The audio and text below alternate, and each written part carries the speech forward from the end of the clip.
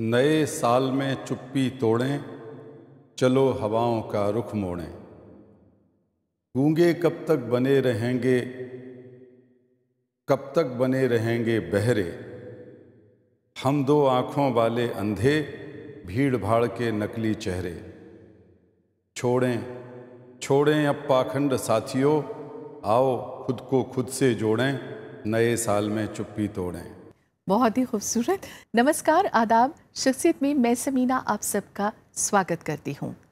अभी जिनको आपने सुना, अगर उनके लिए मैं ये कहूँ कि बचपन खिली धूप सा कैसे अनजाने गहन लग गया, होठ खामोश से हो गए, हंसे कौन रहन रख गया। बचपन को अंधेरे से उठाकर रोशनी में लाने की एक कामयाब कोशिश। बाल मजदूरी के अभिशाप को खिलखिलाते बचपन से आज़ाद कराने की मुहिम का नाम है कैलाश सत्यार्थी। उनकी इन्हीं कोशिशों की वजह से उन्हें मिला नोबेल पुरस्कार।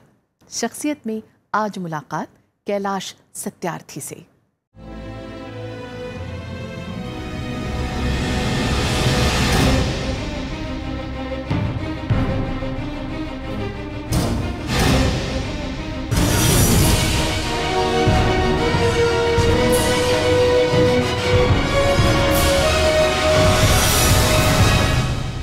मुक्ति के लिए उठो, न्याय के लिए उठो, कि चल पड़ा है आज ये जहां, निकल पड़ा है मुक्ति कारवां।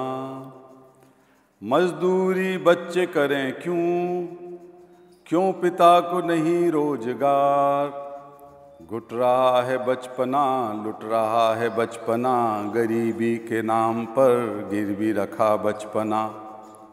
चाहिए था जिनको सिर्फ प्यार, चाहिए था जिनको सिर्फ प्यार, आज होगा इसका फैसला। मुक्ति के लिए उठो, न्याय के लिए उठो। मजदूरी खत्म करेंगे। कदम जो थके नहीं, कदम जो आगे बढ़ते रहे। एक शख्सियत लेकिन तबीयत से सरल, सहज और मिलनसार।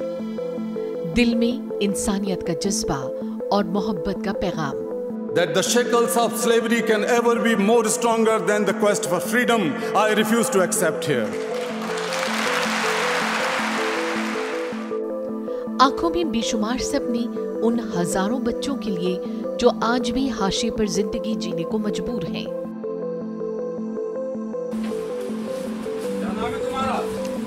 जीवन का हर पल, हर लम्हा समाज को समर्पित कैलाश सत्यार्थी।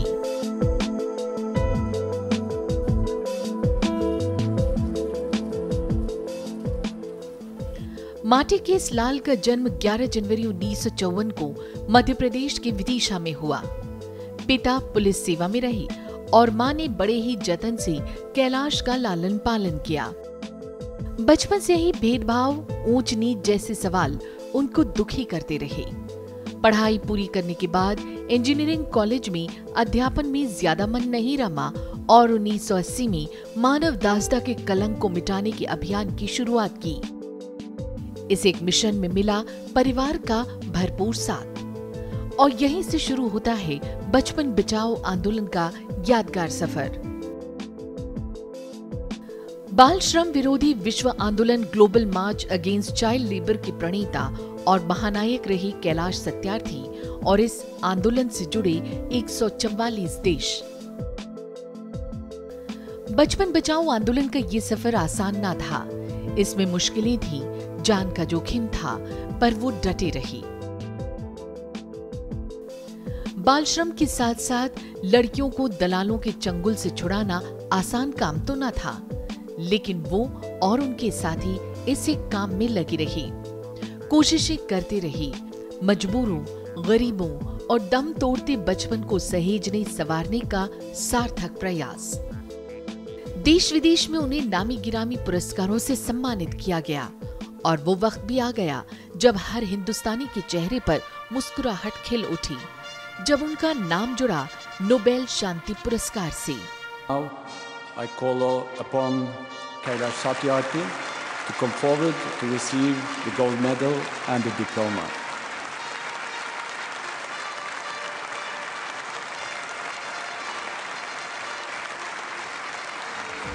तबीयत में सादगी इतनी कि कैलाश सत्यार्थी ने नोबेल पुरस्कार राष्ट्र को समर्पित कर दिया और नोबेल पुरस्कार से मिली राशि दुनिया के उन तमाम बच्चों में संस्थाओं के जरिए बांट दी जिन्हें सही मायने में इनकी जरूरत थी। बचपन बचाओ आंदोलन के तहत आज भी वो बच्चों की बेहतरी के लिए काम कर रहे हैं। बहुत बहुत स्वागत कैलाश जी प्रोग्राम। बहुत धन्यवाद समीना जी। बहुत दिनों बाद आप हमारे लिए वक्त निकाला आपने, बहुत बहुत शुक्रिया उसके लिए। शुरुआत आप ही के अपने बचपन से करेंगे। विदिशा से आप आते हैं, कुछ वहाँ के बारे में बताइए, माता पिता के बारे में बताइए, और बचपन कैसा था? खिलंदरा था, सीधा सादा सा था, या कुछ तब भी कुछ क्रिएटिव करते रहते थे आप? मैं एक बहुत साधारण परिवार से आता हूँ। गरीब तो नहीं थे हम लोग, लेकिन बहुत अमीर भी नहीं थे। मेरे पिताजी पुलिस में एक कांस्टेबल थे जब मैं पैदा हुआ, और जब रिटायर हुए तो वो एक हेड कांस्टेबल की तरह रिटायर हुए। मेरी माँ बिल्कुल पढ़ी लिखी नहीं थी। अच्छा। घर में रहती थी, लेकिन बहुत ज़्यादा आदर्शवादी थी, बहुत ज़्यादा लोगों की मदद करती थी। इसका असर मुझ पर पड़ा। जिस मोहल्ले में मैं पैदा हुआ और रहा, वो एक बड़ा मिला जुला मोहल्ला था, जिसमें एक तरफ एक मंदिर था एकदम हमारे घर के सामने, और दूसरी तरफ मस्जिद थी, और मुसलमानों की बस्तियां थीं। क्या बात है। तो दोनों तरफ बहुत मुसलमान परिवार रहा करते थे, और एक तरफ हिंदू परिवार। तो हमारे घर में सभी तरह के लोग, बच्चे भी आते थे, सब लोग आते थे, और मेरे माता पिता या मेरे बड़े भाई उनकी कभी रोक टोक नहीं रखते थे। यहाँ तक कि बचपन में मैंने हिंदी या अंग्रेजी बहुत बाद में सीखी, और उर्दू पहले पढ़ना शुरू कर दिया। वो कैसे? क्योंकि हमारे यहाँ जो मस्जिद में मौलवी साहब थे, वो बच्चों को घेर के छोटे छोटे बच्चों को पढ़ाते थे। तो हमें उर्दू का पहला कायदा, दूसरा कायदा ऐसे सिखाना शुरू कर दिया। अच्छा। हमें भी रुचि आने लगी। स्कूल में तो बाद में दाखिला हुआ, लेकिन ये बात है 3-4 साल के जब हम हुआ करते थे। तो इस तरह की परवरिश हुई बचपन में। फिर बचपन से ही मैंने सुना कि आप ज़रूरतमंद बच्चों का बड़ा ख्याल रखते थे। आपने उन लोगों के लिए लाइब्रेरी भी बना दी, कहीं ना कहीं से किताबें लाकर।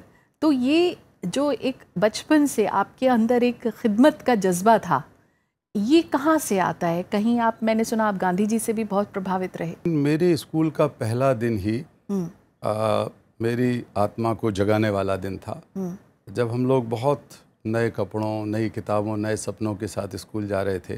तो मैं जब स्कूल के अंदर जा रहा था, तो मैंने देखा मेरी ही उम्र का एक बच्चा जूते पॉलिश कर रहा था अपने पिताजी के साथ बैठकर, और हमारी तरफ टुकटुकी लगाकर देख रहा था कि शायद हम उसे कोई काम दे दें। लेकिन पहला दिन था स्कूल का, जाहिर है कि सबके जूते एकदम नए जूते थे। तो वो देखता रहा, मैं उसकी आंखों को कभी भूल नहीं पाता हूँ। और जब मैं अंदर गया तो पहला सवाल मैंने अपने शिक्षक से पूछा, मास्टर जी, एक बच्चा बाहर बैठा है, वो हमारे साथ स्कूल में क्यों नहीं है? तो मास्टर जी ने कहा, अरे बैठो बैठो, ये तो गरीब के बच्चे हैं, काम करते हैं, आम बात है। मेरा मन नहीं माना। मैंने अपने प्रधानाध्यापक से पूछा, जो मेरे परिवार के परिचित थे, अपने घर वालों से भी पूछा। सब ने यही कहा कि गरीब के बच्चे हैं, काम करते हैं, अमूमन कोई नई बात नहीं है। लेकिन 1 हफ्ते 10 दिन में मैं अपने पूरी हिम्मत को जुटाता रहा, और सीधा मैं उस बच्चे और पिता के पास पहुंच गया स्कूल से आते वक्त। और मैंने उनसे पूछा, बाबूजी, आप अपने बेटे को स्कूल क्यों नहीं भेजते? तो एकदम उठ के खड़े हो गए, बोले, नहीं बाबूजी तो आप हैं। मैं तो अपने संस्कार की वजह से उनसे बाबूजी कह रहा था, लेकिन जात पात इतना गहरा था। वो बोले कि मेरे दादा, परदादा, पिता, मैं सब बचपन से काम करते हैं, यही काम, जूता गांठने का, और अब मेरा बेटा कर रहा है। फिर बहुत दुख और करुणाजनक हालत में उन्होंने कहा कि आप जानते नहीं हैं बाबूजी कि हम लोग तो काम करने के लिए ही पैदा होते हैं। तो मैं 5-6 साल का था, और मैं कैसे समझता ये सब चीज़ों को। लेकिन बहुत गहरे से मेरे मन में ये एक चुनौती की तरह आ गया कि क्यों कई बच्चे काम करने के लिए पैदा होते हैं, और हम जैसे बच्चे सपने देखकर बड़े बनने के लिए पैदा होते हैं। तो दुनिया को देखने का मेरा जो नज़रिया था, उसमें एक बड़ी तब्दीली उसी समय से आ गई, और एक नए तरीके से मैं दुनिया को देखने लगा। और मुझे लगने लगा कि कहीं ना कहीं गड़बड़ हो रही है आसपास हमारे। भेदभाव है, जात पात है, ऊंच नीच है, ये सब चीज़ मेरे जहन में आ गई बचपन से ही। तो मैं देखता था कि हर साल मैं आ जाता हूँ फर्स्ट और मेरी किताबें बेकार चली जाती हैं, मेरे दोस्तों की किताबें बेकार चली जाती हैं। तो मैंने एक दोस्त को तैयार किया और जिस वक्त रिज़ल्ट निकलने वाला था, जिस दिन 30 अप्रैल को निकलता था रिज़ल्ट, तो हमने एक ठेला किराए पे ले लिया जो हमें मिठाई खाने के लिए पैसे मिले उससे, हम दोनों ने। और बारी बारी से हम लोग ठेले पे खड़े होकर चिल्लाने लगे। हमारे मोहल्ले में तो हम थोड़ा डर रहे थे कि माता पिता वहाँ परिवार के लोग कहेंगे ये क्या कर रहे हैं, भीख मांगने का काम। तो दूसरे मोहल्लों में शुरू किया। तो फिर मैं अपना झोली फैला के खड़ा हो जाता था कि देखिए उन बच्चों के बारे में सोचिए जिनके माँ बाप उनके किताबों का इंतज़ाम नहीं कर सके, तो आप मेहरबानी करके, आपकी किताबें तो बेकार चली जाएंगी, आपके बच्चे तो अगली क्लास में चले गए, तो इस ठेले में डाल दीजिए। तो समीना जी वो ज़िंदगी बदलने वाला वाक़या था। कैलाश शर्मा से कैलाश सत्यार्थी कैसे बनते हैं? ये भी बड़ा मुश्किल मामला था। मैं गांधी जी से प्रभावित था बहुत ज़्यादा, और तमाम सारे देश के नायकों से, सुभाष चंद्र बोस से, भगत सिंह से, अशफाकुल्ला खां से, ये सब हमारे महान नायक थे, चंद्रशेखर आज़ाद वगैरह, इनसे सबसे जो बच्चे प्रभावित होते हैं। उस समय तो वो दौर था कि राष्ट्र प्रेम का जज्बा ज़्यादा हुआ करता था। तो 1969 में पूरा मुल्क गांधी जी की जन्म शताब्दी मना रहा था, तो हमें ज़्यादा सुनने देखने को मिला गांधी जी के बारे में।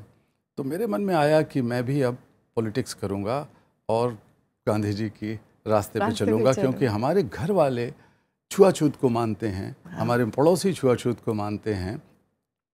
जो मेहतरानियाँ कहते थे हम उन्हें उन दिनों, साफ़ करने के लिए जो आती थी सड़कें और शौचालय, उनको दूर से रोटी फेंकी जाती थी। तो मुझे बड़ा इसमें एक गुस्सा और दुख होता था। तो हमने फैसला किया कि नए तरीके से गांधी की शताब्दी मनाई जाए।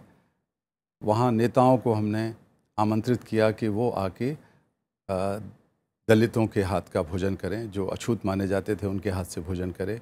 हम अछूत बहनों के घर गए, उनके हाथ पांव जोड़े कि अब किसी तरह आके खाना पकाइए। उन्होंने हमें आगाह किया कि ऐसा नहीं हो सकता, हमें दूर से लोग छूते तक नहीं, हमारी परछाई तक नहीं मंदिरों के आसपास आती है, तो हमें कैसे आप बनाने के लिए बुला रहे हो। 7 बजे का टाइम था, 7:30 बज गए, 8 बज गए, 8:30 बज गए। जब कोई नहीं आया तो हम लोग साइकिल उठा के, 5-6 हमारे दोस्त थे जो इस बात के लिए राजी हो गए थे, तो हम चले गए इधर उधर कि शायद हमने कुछ गलत जानकारी दे दी, तो हम जाके उनको बुलाते हैं, नेताओं को दोबारा खबर करते हैं। तो किसी ने कहा हमारा आज पेट खराब है, आज नहीं आ पाएंगे। दूसरे के परिवार ने कहा कि चलो चलो नेताजी अभी व्यस्त हैं लेकिन आ जाएंगे, बहुत जैसा होता है। तो हम सोच रहे थे 2-4 तो आएंगे ज़रूर, लेकिन 10 बज गए, 10:30 बज गए, कोई नहीं आया। लेकिन वो जो 2-3 घंटे थे वो हमारी सोच को, हमारे नज़रिए को बदलने के लिए बहुत ही एक नया रूप दे गए, क्योंकि हमें लगने लगा कि कितना पाखंड हमारे समाज में, हम बोलते कुछ हैं, करते कुछ हैं, होता कुछ है। तो खाना पका, कोई खाने के लिए नहीं आया। हम लोगों ने रात को करीब 10-10:30 बजे के बाद खाना उठा के खाना शुरू किया, और गुस्से और दुख के मारे हम लोग आपस में बात नहीं कर पा रहे थे। उन बहनों और माँओं के सामने हम बोलने की हिम्मत नहीं रख रहे थे। जब मैं घर आया तो देखा कि वहाँ पर बड़ी जात के, ये ब्राह्मण टाइप के, पंडे पुजारी टाइप के लोग, हमारे रिश्तेदार वगैरह सब बैठे हुए थे, और रात को, आधी रात को इंतज़ार कर रहे थे मेरा। सब लोग मुझ पे बरस पड़े। मैंने भी उनसे बहस की कि भाई मैंने तो कोई बुरा काम नहीं किया, गंदगी आप फैलाते हैं, वो सफाई करते हैं, फिर वो गंदे कैसे हो गए। अंत में सब ने कहा कि चलो परिवार का दोष नहीं, ये लड़का ही शैतान है, इसको गंगा में भेजेंगे, ऋषिकेश में, वहाँ से डुबकी लगा के आएगा, बाल कटेंगे, यहाँ पर 101 ब्राह्मणों का भोज होगा, सबके पैर धो के पिएगा। तो मेरे परिवार के लोग राजी हो गए, चलो निजात मिली, इससे पाप से मुक्ति मिली। तो मैं तो बिगड़ गया, मैंने कहा भाई ये तो नहीं करूँगा मैं, चाहे कुछ हो जाए।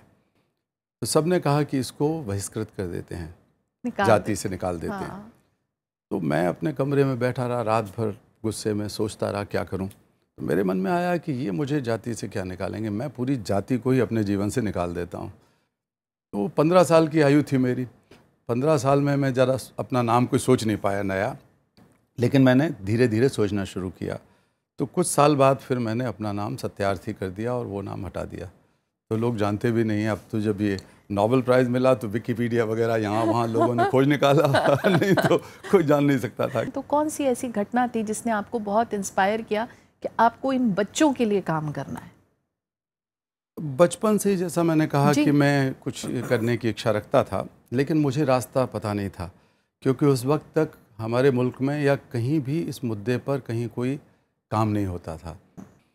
तो मैं इंजीनियर बन गया क्योंकि मेरे माता पिता ये चाहते थे। मेरी माँ ने तो अपने गहने तक बेचे मुझे इंजीनियर बनाने के लिए, लेकिन मैंने उनके हाथ जोड़कर कहा, बाद में जब मैं पढ़ाता रहा कॉलेज में, 1.5 साल तक यूनिवर्सिटी में पढ़ाया, लेकिन तब मैंने धीरे से उनसे कहा कि मैं ये नहीं कर पाऊँगा और मुझे बच्चों के लिए कुछ करना सोचना है। तो मैंने एक पत्रिका अपने कुछ मित्रों के साथ उनकी मदद से यहाँ दिल्ली में आके निकालना शुरू किया। तब तक मेरी शादी भी हो गई थी।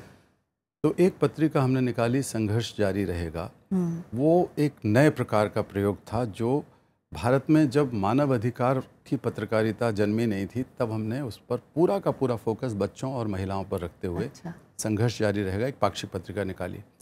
एक दिन अचानक एक बूढ़े से देखने वाले सज्जन आए, लिपट के रोने लगे, बाबूजी मेरी साबो को बचा लो, मेरी साबो को बचा लो। तो मैं सुन के हैरान हुआ कि 17 साल पहले उन्हें अलीगढ़ के पास एक गांव से कुछ लोग बहला फुसला कर पंजाब में सरहिंद के एक ईंट भट्टे पर ले गए, और भट्टे पर 17 साल में उन्हें कभी कोई मजदूरी नहीं मिली, कभी जाने का मौका नहीं मिला, बाहर निकलने का। तो उनकी बेटी करीब 14-15 साल की हो गई, साबो। एक दिन माँ ने देखा कि कुछ लोग, दिल्ली के दलाल लोग जो वेश्यालयों के हैं, कोठे के दलाल वहाँ आए हुए हैं, और वो लड़की की टटोल कर जांच कर रहे हैं कि कितने में ख़रीद सकते हैं वो, और ये बेचने की कोशिश कर रहा था आदमी। तो जब मैं सुन रहा था समीना जी, तो मुझे लगा कि अगर मैं इस बच्ची का पिता होता या भाई होता तो मैं लिखा पढ़ी नहीं करता, मैं उसी समय जाता। मैंने उनको कहा कि वासल खान, हम आपके साथ चलेंगे और आपकी बेटी को छुड़ाएंगे। बोले बहुत ख़तरनाक है। खैर हम किसी तरह चले गए। हमारे पास पैसे भी नहीं हुआ करते थे, कैसे करें ट्रक का इंतज़ाम ताकि सबको लाया जा सके, अकेली उसी बेटी को नहीं। कुछ दोस्तों के ज़रिए हम वहाँ पहुँचे, दोस्त भी हमारे साथ गए। वहाँ पर हमारे साथ मार पिटाई हुई, धक्का मुक्की हो गई, हमको वापस खाली हाथ आना पड़ा। लेकिन खाली दिल से हम वापस नहीं आए। हमारे मन में आया कि इसको हम छोड़ने वाले नहीं, मुद्दे को, बेटी को हम बचा के रहेंगे, और सब बेटियों को, सब बच्चों को जो वहाँ पर थे। तो हमने किसी मित्र वकील की मदद से यहाँ एक कोर्ट में केस किया, और उसका परिणाम ये हुआ कि उनको हैबियस कॉर्पस जो चला आ रहा था उसके तहत उनको सबको मुक्ति मिली। और वो लड़की जब छूटी 15 साल की, तो यकीन मानिए कि मुझे लगा कि मैं खुद को मुक्त कर रहा हूँ। ब्यूटीफुल।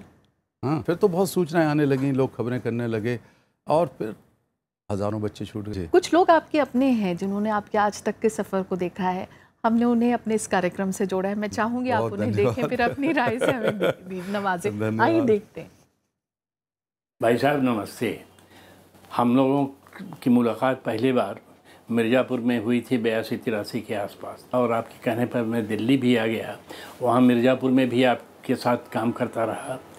यहाँ आने के बाद जो सबसे महत्वपूर्ण घटना थी अब तक की, वो थी ग्लोबल मार्च, जो आपके प्रयास से ऑर्गेनाइज हुई थी। लोग आज भी आश्चर्य करते हैं कि सारी दुनिया की यात्रा आप लोगों ने कैसे की फिजिकली, लेकिन आपका प्रयास था, आपकी सूझबूझ थी कि हम लोगों ने दुनिया के 103 देशों की यात्रा की। आपको इसका श्रेय है कि आपने सारी दुनिया के लोगों से कांटेक्ट किया, लोगों को कन्विंस किया, और जहाँ भी गए हम लोगों ने ज़ोरदार स्वागत किया। आपने जो एक बीड़ा उठाया है कि सारी दुनिया से बाल मजदूरी ख़त्म करके रहेंगे, हमारी ये इच्छा है, हमारी ये शुभकामना है कि आपके जीवन काल में सारी दुनिया से बाल मजदूरी ख़त्म हो जाए, हर बच्चा स्कूल जाए, हर बच्चा आज़ाद रहे और एक अच्छा नागरिक अपने देश का बने। नमस्कार भाई साहब, मुझे वो दिन याद आता है जब इलाहाबाद विश्वविद्यालय के छात्र संघ भवन में पहली बार जब मिला आपसे, और आपकी बात सैकड़ों छात्रों ने सुना, तो मेरे अंदर एक बात समझ में आई कि इस आदमी के अंदर, दुनिया के अंदर एक मुद्दे को लेकर संघर्ष करने का मादा है। एक जो साधारण व्यक्तित्व है, जो एक सामान्य जीवन जीने की, और एक जो पूरा का पूरा संत का जीवन है, एक उनके अंदर किन किन विचारों का, किन किन लोगों का समावेश है, ये जानना बड़ा मुश्किल काम है। क्या कहना चाहेंगे इन लोगों के लिए? देखिए, इनके बगैर ये तो आपके साथ के लोग इनके हैं, बगैर बिल्कुल। तो ये सब संभव नहीं था। कैलाश जी, मैं ये जानना चाहती हूँ कि आपने बहुत काम किया बाल मजदूरी के साथ साथ, फिर जो तस्करी होती है, ह्यूमन ट्रैफिकिंग होती है, उस पर भी आपका काम रहा, उन बच्चों को भी कहाँ आपको लगता है कि समाज का कौन सा हिस्सा, कौन सा वर्ग जहाँ पर इन चीज़ों को रोका जा सकता है पहले ही स्टेप पर? देखिए, किसी सरकार या किसी एक उद्योग धंधे पर या किसी परिवार को दोषी ठहराने से ये बुराई रुकने वाली नहीं है। ये अपराध भी है तो अपराध की तरह देखा जाना चाहिए और कानून अच्छे होने चाहिए। लेकिन ये विकास का मुद्दा भी है कि बच्चों की शिक्षा पर ज़्यादा खर्च हो, बच्चे बेहतर स्कूल में अच्छी पढ़ाई करें। लेकिन साथ साथ ये एक सामाजिक बुराई भी है कि हमारे सोच में हम या तो बच्चों पर रहम करते हैं, भीख दे दिया, दया दिखा दिया, वो एक बीमारी है मेरे हिसाब से, या दूसरी तरफ हम बच्चों का शोषण करते हैं ये मानकर कि गरीब के बच्चे हैं, इनका शोषण आराम से हो जाएगा, इनसे काम लिया जा सकता है, इनको वेश्यालय पे भेजा जा सकता है, घरेलू नौकर बनाया जा सकता है। लेकिन मैं ये मानता हूँ कि जहाँ जहाँ भी सख्त कानून बने और जहाँ जहाँ भी बच्चों की शिक्षा को प्राथमिकता दी गई, बजट में ज़्यादा पैसे खर्च किए गए, वहाँ वहाँ बाल मजदूरी का खात्मा हुआ है। लेकिन हम बजट में बहुत कम पैसा खर्च करते हैं, राष्ट्रीय स्तर पर भी और प्रांतों के स्तर पर भी। अब देखिए कि केंद्रीय बजट का सिर्फ 3.6% पैसा बच्चों की शिक्षा, उनके स्वास्थ्य और उनकी परवरिश पर उनकी सुरक्षा पर खर्च किया जाता है, जबकि 18 साल से नीचे की आबादी हमारे देश की जो है वो 41% है। तो 41% के ऊपर 4% से भी कम पैसा हम खर्च करते हैं। कैलाश जी, आपके कुछ और अपने हैं जिन्होंने अपनी राय का इजहार किया, मैं चाहूँगी आप उन्हें भी देखें और फिर अपनी राय से हमें नवाजें। आइए देखते हैं। 2 अक्टूबर 1976 की, तो ये अचानक एक मतलब हमारे कमरे में आए, और हमारा बहुत बड़ा पब्लिकेशन हाउस है और हमारी एक मैगज़ीन निकलती जनज्ञान मंथली, तो उसका मैं सब एडिटर थी। तो इनका कोई लेख छपा था हमारी मैगज़ीन में। तो जब ये आए और इन्होंने बताया, हमने पूछा आपका नाम, तो इन्होंने कहा मेरा नाम कैलाश सत्यार्थी है। तो हम चौंके। मैंने कहा ये कैलाश सत्यार्थी कैसे हो सकते हैं, क्योंकि 20-21 साल का लड़का, और इतना उनका जो लेख था वो बहुत ही ज़्यादा गहराई को लिए हुए था, फिलोसफिकल, दार्शनिक था, मतलब पूरा वैदिक दर्शन के ऊपर उनका लेख था। तो थोड़ी सी बहस हुई, उसके बाद हमने अंदर पिताजी से मिलवा दिया।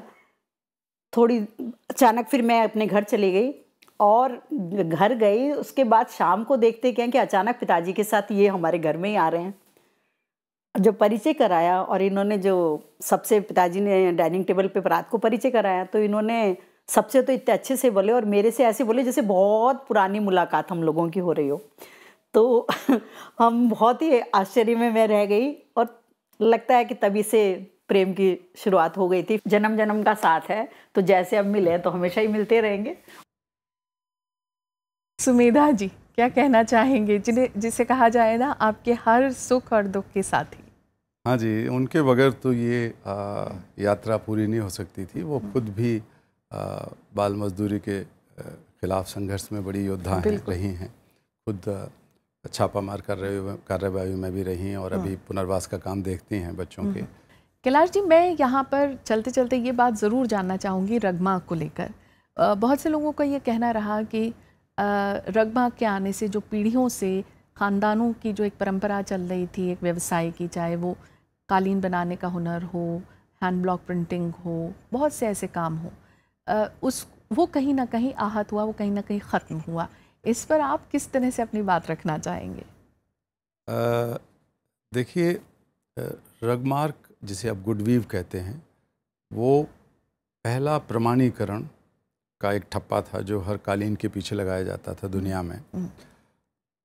उस पूरी प्रक्रिया में उसको खड़ा करने के पीछे मकसद ये था कि बच्चों को गुलाम बनाकर उनसे काम ना लिया जाए, उनको दुर्व्यापार करके दूसरी जगहों से लाके और गलीचे या बंधक बना के गलीचा उद्योग में ना धकेला जाए, या किसी और भी उद्योग में।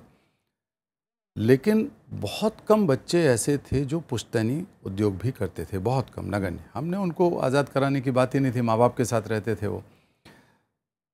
हमने ये कभी नहीं कहा कि बच्चे माँ बाप के साथ रहकर काम ना सीखें, लेकिन एक उम्र है काम सीखने की भी, और सिखाने के नाम पर अगर आप 8 साल के 10 साल के बच्चे से गुलामी कराते हैं तो वो गलत है, गैरकानूनी भी है और अनैतिक भी है, अमानवीय भी है। अगर बच्चा अपनी पढ़ाई कानून के तहत, संविधान के तहत, अब 14 साल तक अनिवार्य प्राथमिक शिक्षा मिलनी चाहिए सब बच्चों को, वो पूरी करता है, और फिर 15 साल से ऊपर बच्चा पढ़ाई के साथ साथ अपना पैतृक हुनर भी सीखता है, तो उसको तो बढ़ावा दिया जाना चाहिए। लेकिन पैतृक हुनर में दबाव ना हो किसी का, आज़ादी का हनन ना हो बच्चे की, शिक्षा का हनन ना हो अगर वो आगे पढ़ रहा है तो। पुश्तैनी काम सीखने में कोई बुराई नहीं है, बल्कि अच्छा ही है, मैंने कभी उसको बुरा नहीं कहा। और पुश्तैनी काम तो कई इतने अच्छे हैं कि दूसरे लोग भी उनको सीखें। मैं तो कहता हूँ स्कूलों में, कॉलेजों में सिखाना चाहिए उस तरह के काम। पढ़ लिख कर अगर उस काम को करते रहेंगे तो नए नए और तजुर्बे मिलेंगे और आगे जाने की बात भी अगर छोटे बच्चों से उस तरह के काम कराए जाते हैं और बिना पढ़े लिखे वो रह जाते हैं तो आगे वो कभी तरक्की नहीं कर पाते। ना तो अच्छे क्वालिटी का सामान बना पाते हैं वो, ना उद्योग और व्यापार में सफल हो पाते हैं वो, तो तथाकथित शिल्पकार रह जाते हैं वो, लेकिन वो सिर्फ रोजी रोटी कमा सकते हैं, वो आगे बढ़ के विकास में भागीदारी नहीं निभा सकते। चलते चलते आपकी पसंद का एक गीत भी हम जान लें जो आपको बेहद पसंद रहा हो कैलाश जी। बहुत सारे गीत मैं गुनगुनाता हूँ, मेरी पत्नी तो गायक हैं सुमेधा जी, लेकिन जब हम कहीं बाहर होते हैं और कई बार यहाँ भी, तो हमारे बच्चे और हम दोनों पति पत्नी एक पुराना गीत काबुली वाला फिल्म का सारे मिलके गुनगुनाते हैं। ऐ मेरे प्यारे वतन, ऐ मेरे बिछुड़े चमन, तुझ पे दिल कुर्बान। ऐ मेरे प्यारे वतन, ऐ मेरे बिछड़े चमन, तुझ पे दिल कुर्बान। तू ही मेरी आरज़ू, तू ही मेरी आबरू, तू ही मेरी जान। ऐ मेरे प्यारे वतन, ऐ मेरे बिछड़े चमन, तुझ पे दिल कुर्बान। तो कैलाश जी आज आप शख्सियत में तशरीफ़ लाए, आपका बेहद शुक्रिया। बहुत धन्यवाद, बहुत शुक्रिया। तो शख्सियत में आज फ़िलहाल इतना ही, इजाज़त दीजिए, नमस्कार, आदाब।